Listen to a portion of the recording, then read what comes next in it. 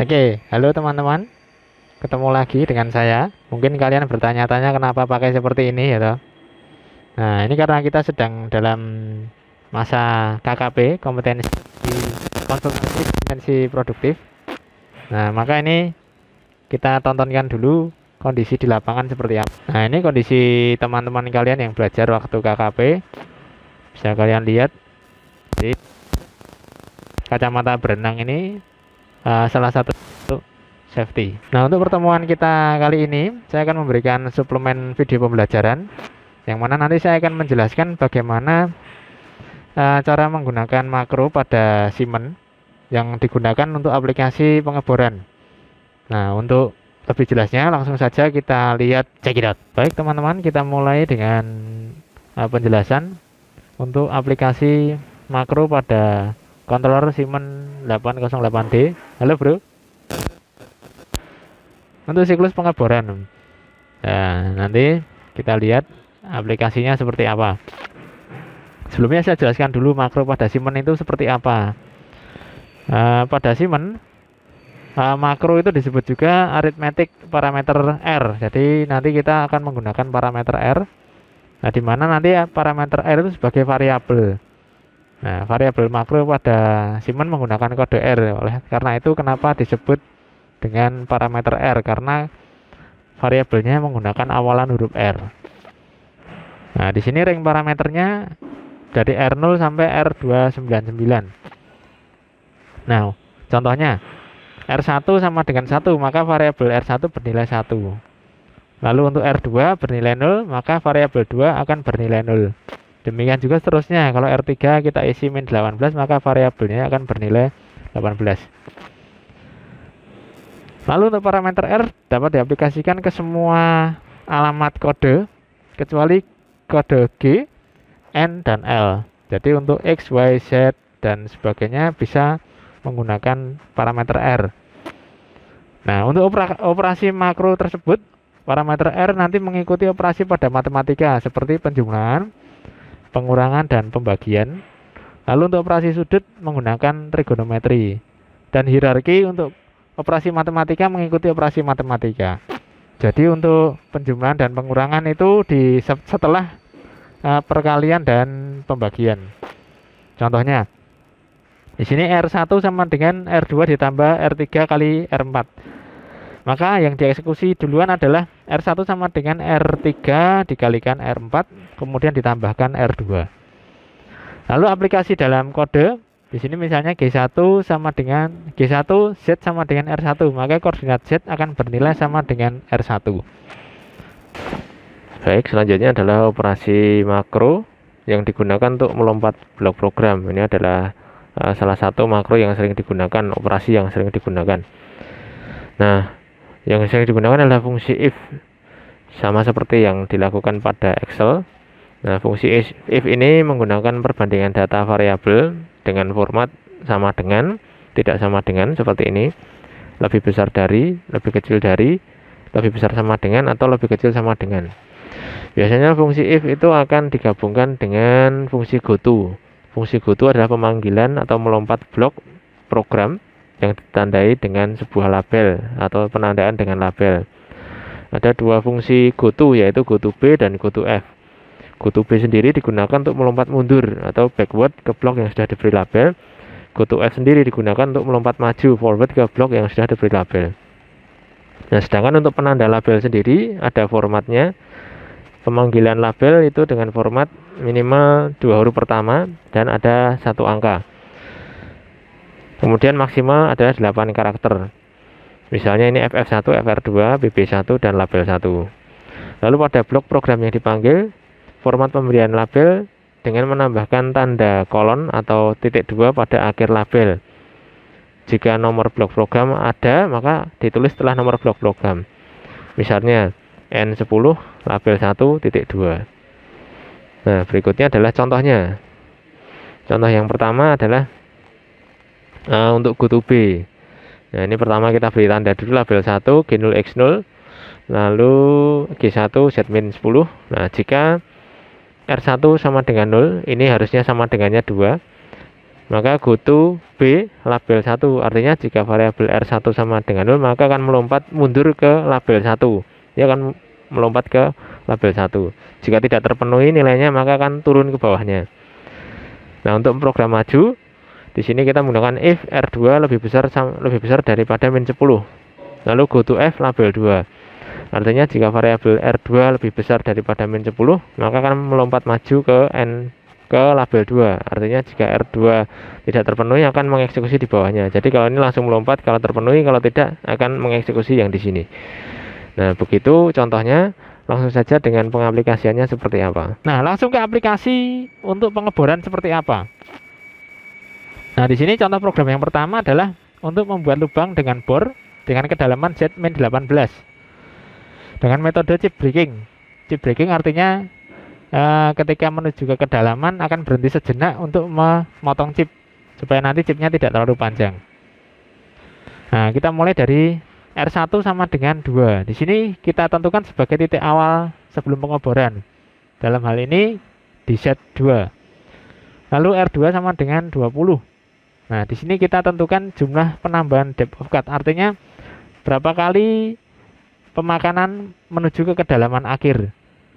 Nah, nanti kenapa kita menggunakan ini akan saya jelaskan. Lalu R3 sama dengan min 18.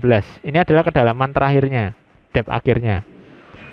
Nah, lalu di sini R4 adalah kalkulasi dari kedalaman pemakanan, yaitu R1, rentang dari R1 titik awal menuju ke titik akhir, dikurangi R3, dan dibagi jumlah pemakanannya, jumlah penambahan depth of cut-nya. Nah, kenapa di sini kita tidak menentukan depth of cut di depan, tetapi kita menentukan jumlah pemakanannya, atau pemakanan depth of cut-nya. Agar nanti ketika kita mengganti kedalaman akhir, maka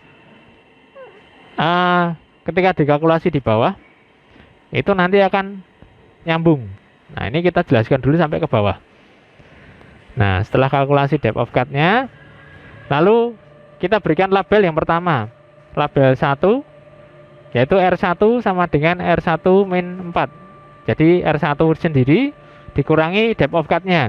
Ini adalah kalkulasi pengurangan kedalaman menuju ke kedalaman akhir. Jadi pengurangan kedalaman sampai nanti akan berhenti di kedalaman akhirnya adalah min 18. Lalu kita perintahkan G94 G1 Z sama dengan R1. Jadi nanti gerakan pemakanan menuju Z dengan variabel R1. Lalu untuk chip breakingnya kita menggunakan G4 atau pause dengan S5. S5 ini artinya berhenti sebanyak 5 putaran spidol. Jadi spidol akan counting 5 putaran, lalu setelah itu akan lanjutkan proses berikutnya. Nah, ketika sudah sampai di sini, dia akan membandingkan data R1 yang tadi dikalkulasi sama dengan R3 atau belum. Nah, jika belum sama dengan R3, maka ini akan melompat kembali ke label 1.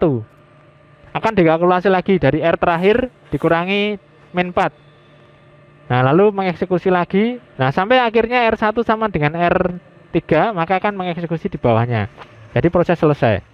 Nah, oleh karena itu kenapa kita tadi tidak menggunakan depth of cut di awal, tetapi dengan kalkulasi seperti ini, supaya nanti antara titik awal dan titik akhir itu ketika dikurangi depth of cut-nya akan nyambung dan akhirnya ketemu di R3. Seperti itu. Oke, untuk program yang kedua kita akan membuat lubang dengan bor kedalaman Z-40 dengan metode packing atau pembuangan chip keluar. Jadi untuk bor dengan kedalaman yang sangat dalam, nah ini kita menggunakan packing atau supaya chip itu tidak berada di dalam. Jadi biar beberapa kedalaman dikeluarkan supaya nanti tidak nyangkut di dalam. Nah, kita mulai dengan titik awal Z seperti tadi. R1 sama dengan 2, lalu jumlah depth of cut itu sama dengan 40 kali. Lalu kedalaman akhirnya adalah min 40, R3. Lalu kita akan menentukan parameter awal untuk pertambahan kedalaman. Jadi R4 ini nanti sebagai pertambahan kedalaman. R4 sama dengan R1 di awal. Jadi startnya mulai dari R1. Lalu R5 adalah kita berikan tanda parameter ketika setelah menyayat dia akan keluar. Nah, lalu ini ada titik kembalinya sebelum menyayat. Nah, ini R5. R5 untuk awal kita berikan R1 sama dengan min R1, maka ini 0 ditambah 0,5.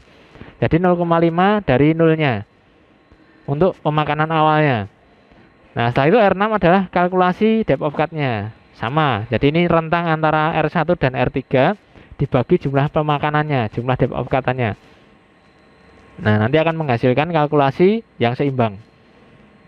Nah, lalu untuk berikutnya adalah label 1. Kita berikan label 1, kita berikan kalkulasi untuk pertambahan pemakanan menuju ke kedalaman akhir. Tadi R4 kita kalkulasi, yaitu R4 dikurangi R6. R6 adalah depth of cut-nya. Nah, lalu setelah ini kita menuju ke awal pemakanan. Jadi menuju ke G0 Z sama dengan R5. Di mana R5 tadi sudah dikalkulasi adalah plus 0,5 dari 0. Nah, lalu akan menuju ke situ, baru kemudian melakukan pemakanan. G1 Z sama dengan R4.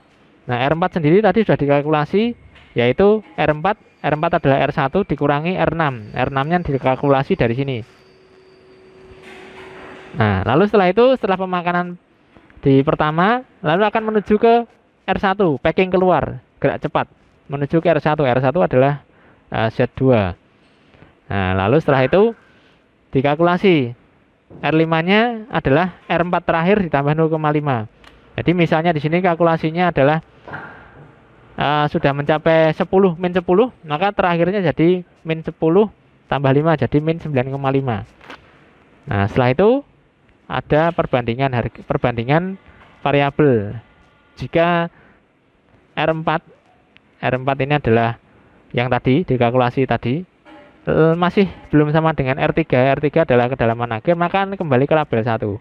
Di sini akan mengulang lagi kalkulasi dari R4 nilai terakhir dikurangi lagi dengan R6. Demikian seterusnya sampai kedalaman ini sama dengan R3. Nah, kalau sudah sampai di R3 sudah sama, maka akan menuju ke blok berikutnya. Nah, demikian untuk penjelasan programnya. Nah, sedangkan untuk aplikasinya adalah berikut ini. Nah, di sini saya sudah membuatkan dua program. Yang pertama drill makro yang pertama, lalu drill makro yang kedua. Yang pertama ini chip breaking, yang kedua adalah deep hole. Nah, langsung saja kita lihat di sini, kita input. Nah, di sini sudah ada drill makro, chip breaking, sudah kita buatkan programnya. Nah, tadi kan kita menggunakan Zmin 18. Nah, kenapa tadi kita menggunakan penjumlahan atau penambahan dengan jumlah depth of cut pembagiannya? Supaya ketika kita mengganti kedalaman di sini, misalnya diganti 15, maka nanti tidak akan berpengaruh dengan depth of cut-nya, atau tidak akan berpengaruh di sini. Nah, kalau kita menggunakan langsung depth of cut, nanti akan berpengaruh ketika kita mengganti variabel di sini. Ini kita simulasikan. Ini kita hapus dulu. Nah, di sini tidak kelihatan ada pause. Kalau mau melihat bisa dengan single block. Kita aktifkan. Nah, di sini ada G4S10. Nah, dia berhenti sejenak.